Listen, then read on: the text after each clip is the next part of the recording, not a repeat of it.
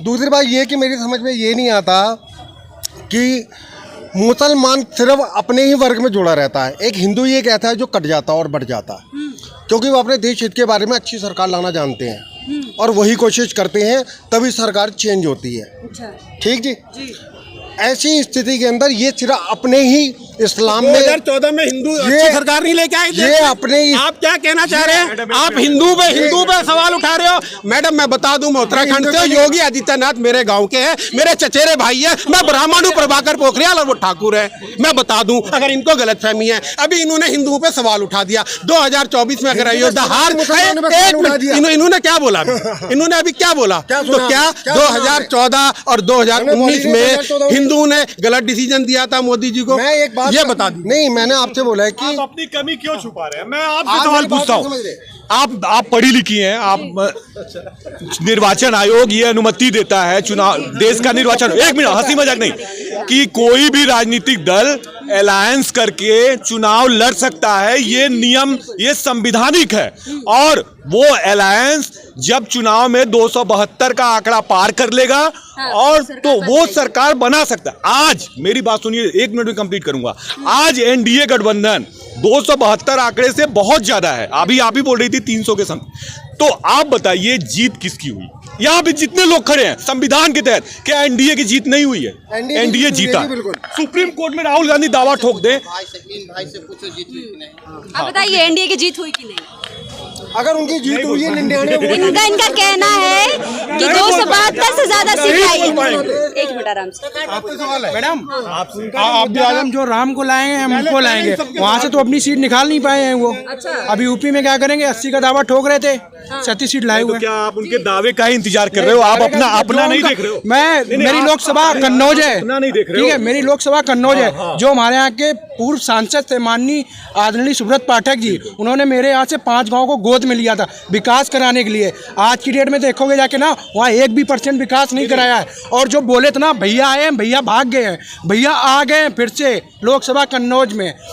भैया आ गए। निवेदन है भैया के, आपके भैया से निवेदन है कि कृपया दिल्ली में आके द्रौपदी मुर्मू जी को एक पत्र दे कि हम सरकार बनाने का दावा। इंतजार है भाई। 2027 में बाबा जाएंगे, बाबा जाएंगे 2027 में।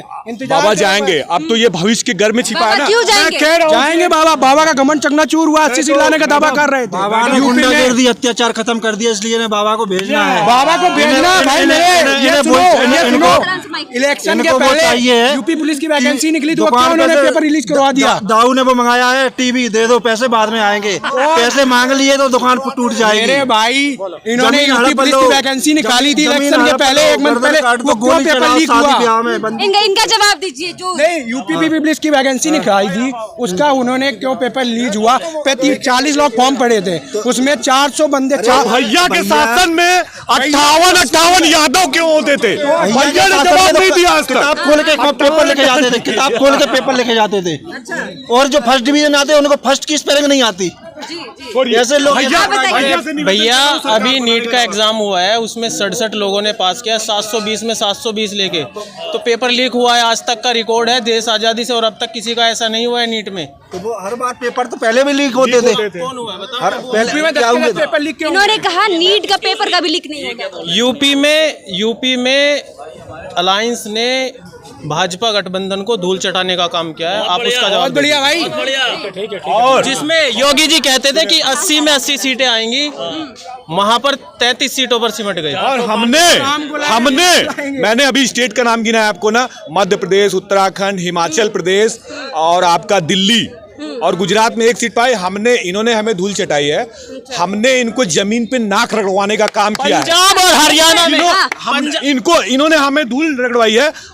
इन्होंने हाथ लिटा के पेट तो के बल बात तो वही हो रही है। यूपी में इतनी सीटें आने के बाद भी यूपी में कम हो गई, राजस्थान में चले गए। राजनीति में आप सुन लीजिए, संविधान की बात कर रहा हूँ, हवाई नहीं, भैया और भाभी की बात नहीं कर रहा हूँ। अभी तो आप सीट की, राज्य की बात कर रहे थे कि स्टेट में खत्म हुई सीट। अलायंस में जिसको 272 का आंकड़ा प्लस या 272 आपके 272 हमने समझ लिए। यही दुख है कि ये 400 पार नहीं कर पाए और यूपी में जितना जनमत चाहते थे वो नहीं मिल पाए। उसी के हिसाब से इनको उसी चीज का दर्द है।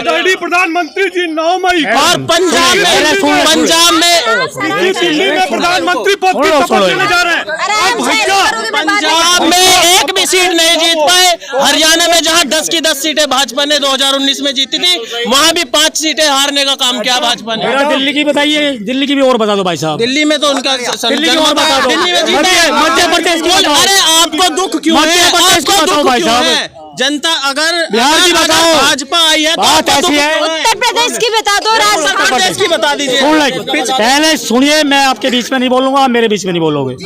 सुनो सुनो 1 मिनट। मैं मेरठ उत्तर प्रदेश का रहने वाला हूँ। रविंद्र आर्य नाम है मेरा। बात सुनिए, रविंद्र आर्य नाम है मेरा। मेरठ उत्तर प्रदेश का रहने वाला हूँ। उसी बाबा साहब के उत्तर प्रदेश का ही रहने वाला हूँ। अयोध्या एक बार नहीं 22 जनवरी से 3 बार दर्शन करने पहुँच गया हूँ।